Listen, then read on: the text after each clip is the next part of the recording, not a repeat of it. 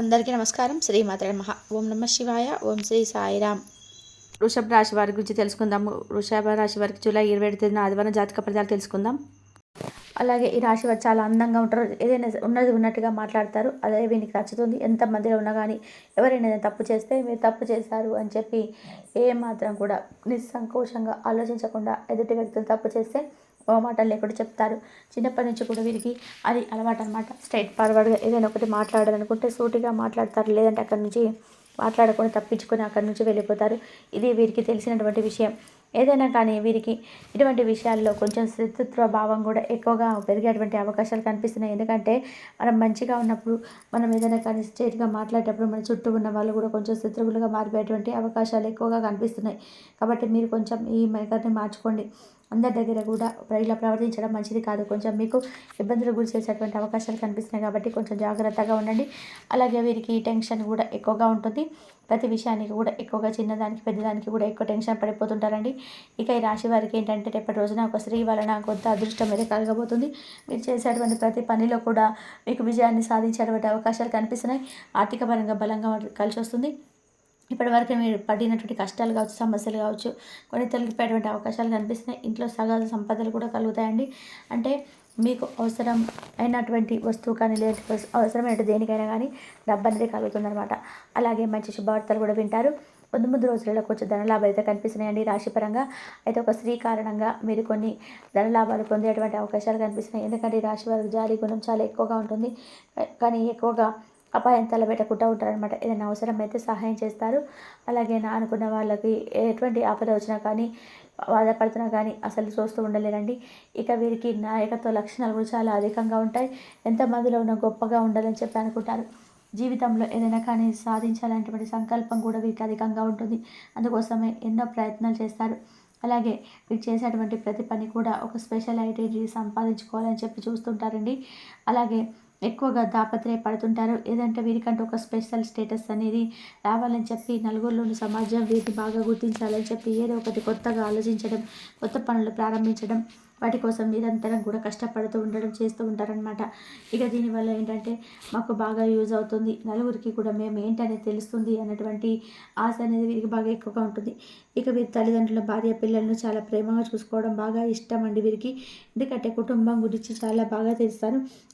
వారి కోసం ఎంత కష్టమైనా కానీ చేస్తారనమాట. వారి కోసం ఏదైనా చేసే విధానంగా ఎంత శ్రమైనా చేస్తారు. వారి సంతోషం చూస్తే వీరు చిన్న పిల్లల్లాగా చాలా అంటే చాలా సంబరపడిపోతుంటారు. అలాగే వీరికి ఏంటంటే వీరు ఒకటి అనుకుంటే దైవం మరొకటి తలుస్తుందనమాట. అంటే ఏంటంటే వీరి యొక్క పనులు సక్సెస్ అవ్వబోతున్నాం అనే లోపు ఆ వెనక్కి వెళ్ళిపోతుంటుంది. సమస్యలు అంటే వీరికి విపరీతంగా వీరి బరువు బాధ్యతల మీద పడడం వల్ల సమస్యల మీద సమస్యలు ఒకదాని తర్వాత ఒకటి పలకరిస్తూ ఉండడం వల్ల చాలా విసిగి పడిపోయారు. మా జీవితం ఎందుకు ఇలా ఉంటుందని చెప్పి ఎప్పుడు కూడా ఒత్తిడికి లోనవుతుంటారు. అయితే మీరు బాధపడాల్సిన అవసరం లేదు. అవసరం అస్సలు లేదండి. ఎందుకంటే ఏదైనా కానీ మనం ఒక అదృష్టాన్ని పొందాలన్నా లేదంటే మనకు ఒక అదృష్టాన్ని పొందేటువంటి అర్హత ఉండాలన్నా మనం చేసుకున్నటువంటి పుణ్యాలు అలాగే కర్మ ఫలాల వల్ల కూడా మనం ఆధారపడి ఉంటాయి. కాబట్టి కొన్ని విషయాల్లో బాధపడకండి. వ్యాపారస్తులకైతే చాలా రోజుల తర్వాత మంచి లాభాలు కనిపిస్తున్నాయి రేపటి రోజున. ఇక మీకు ఎవరైతే ఉద్యోగస్తులు ఉన్నారో వారికి ప్రమోషన్స్ వచ్చేటువంటి అవకాశాలు కనిపిస్తున్నాయి. ఉద్యోగం కూడా మంచిగా లభిస్తుందండి. సున్నితమైనటువంటి మనసు అయితే మీకు కలిగి ఉంటారు కాబట్టి అంటే పైకి చూడడానికి గంభీరంగా ఉన్నప్పటికీ కూడా లోపల మాత్రం మీ మనసు ఎలా ఉంటుందంటే సున్నితమైనటువంటి మనసు. ప్రేమించి వివాహం చేసుకుందాం అనుకునే వారికి రేపటి రోజున మంచి గుడ్ న్యూస్ అనేది చెప్పుకోవాలి. ఏదో ఒక విధంగా మీ ఇంట్లో కుటుంబ సభ్యులతో ఒప్పుకోవడం లేదని చెప్పి మీ ప్రేమను వ్యక్తపరిచేందుకు మీరు చాలా రోజుల నుంచి కూడా ఇబ్బంది పడేటువంటి కానీ లేదంటే ఏదో ఒక అంటారేమని చెప్పి భయపడుతూ ఉన్న వారికి ఈ రోజున మీరు అయిందేదో అయింది, ఏదైనా కానీ కుటుంబ సభ్యులకు చెప్పడం మంచిదని చెప్పేసి డిసైడ్ అయితే మాత్రం మీరు చాలా వరకు కూడా కుటుంబ సభ్యులను సంప్రదించవచ్చు. ఎందుకంటే మీ ప్రేమకు చక్కగా మంచి గ్రీన్ సిగ్నల్ అయితే వస్తుంది. ఇక అలాగే ఇంటిని శుభ్రం చేసుకొని రేపటి రోజున లక్ష్మీదేవికి సంబంధించినటువంటి స్తోత్రాలు పఠించడం, అమ్మవారికి పూజ చేసుకోవడం వల్ల అమ్మవారి అనుగ్రహం అనేది మీకు బాగా కనిపిస్తుంది. కాబట్టి దుర్గాదేవి యొక్క పారాయణ చేసుకోవడం వల్ల, దుర్గాదేవికి సంబంధించిన స్తోత్రం చేసుకోవడం వల్ల కూడా అమ్మవారికి సంబంధించిన పూజలు చేయడం రేపటి రోజున మీరు ఏం చేస్తారంటే ఒక చిన్న బెల్లం ముక్క తీసుకొని చక్కగా పానకం చేసి దుర్గాదేవికి నైవేద్యంగా పెట్టండి. అమ్మవారికి ఎరుపు రంగు పుష్పాలతో చక్కగా పూజ చేసుకోండి.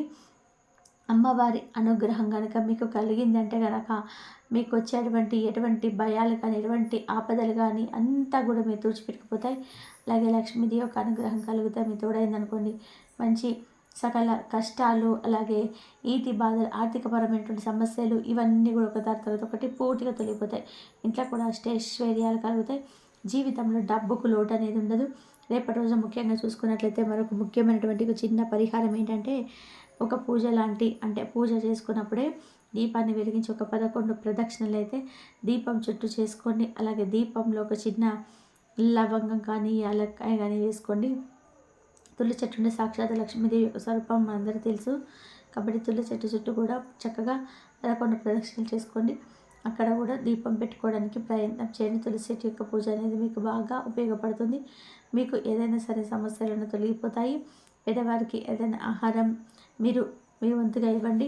అలాగే దీనివల్ల కూడా మీకు ఏదైనా దోషాలు ఉంటే తొలగిపోతాయి. మీకు వచ్చేటువంటి అడ్డంకులు కూడా తొలగిపోతాయి. సర్వదేవత యొక్క అనుగ్రహం అనేది పుష్కలంగా లభిస్తుంది. మంచి అవకాశం కదండి, కాబట్టి వదులుకోకండి.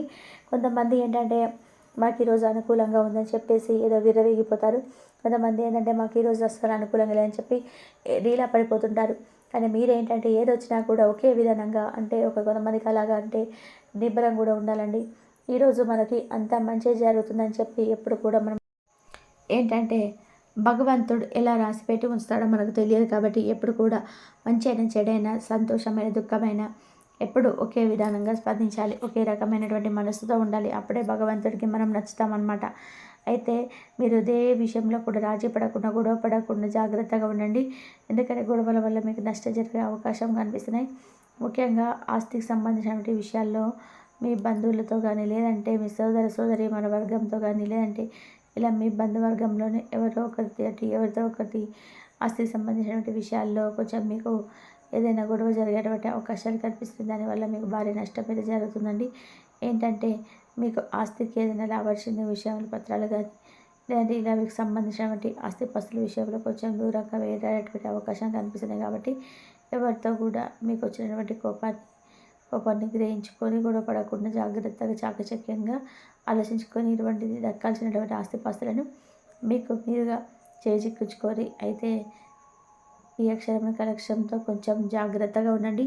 అలాగే SR అనే అక్షరంతో కలిగినటువంటి పేర్లతో రేపటి రోజున మీరు ఏదైనా కానీ గొడవ పడడం కానీ వారితో అధికంగా సంపాదించడం కానీ చేయకండి. అలాగే పరమేశ్వర అనుగ్రహం కూడా ఎక్కువగా కనిపిస్తుంది. మీరు తప్పకుండా పరమేశ్వరుడి యొక్క ఆరాధన చేసుకుంటూ ఉండండి ఎప్పటికప్పుడు. అలాగే రేపటి రోజున మీకు ఏదైనా ఆపద వచ్చినా వస్తుందని చెప్పి మీ మనసుకు అనిపించినా కూడా మీ మనసులోనే భయాందోళన పూర్తిగా తొలగిపోతాయి. అసలు కుటుంబ సభ్యులతో కూడా చాలా చక్కగా రేపటి రోజు మీరు టైం అనేది స్పెండ్ చేయబోతున్నారు. చాలా అనుకూలమైనటువంటి రోజుగా చెప్పుకోవచ్చు. అయితే మీరు రేపటి రోజున ఆదిత్య స్తోత్రం పారాయణ చేయండి. లేదంటే మీ ఇష్టదైవ నామస్మరణ చేసుకోండి. కులదేవత ఆరాధన చేసుకోండి. ఇలా చేయడం వల్ల మీలో మీకు తెలియనటువంటి ఒక శక్తి ఏర్పడుతుందండి.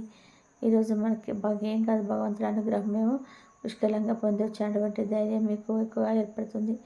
అలాగే మీ మనసులో ఉన్నటువంటి భయాలన్నీ కూడా ఒకదాని తర్వాత పూర్తిగా తొలగిపోతాయి.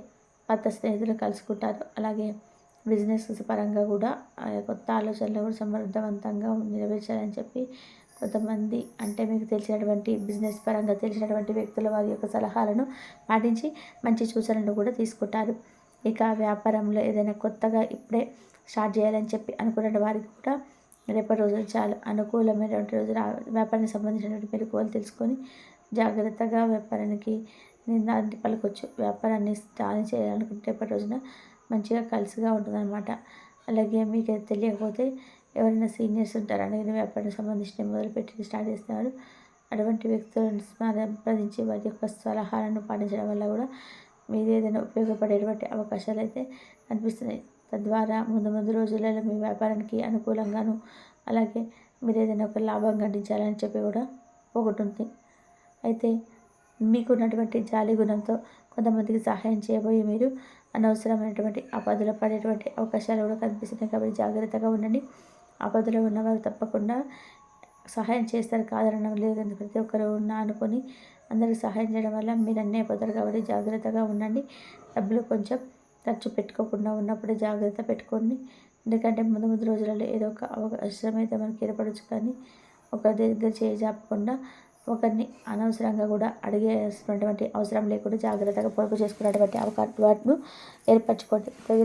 మరొక మంచి వీడియోలో కలుసుకుందాం. కాబట్టి కన్యారాశికి అయితే ఈ విధంగా అయితే ఉంటుంది.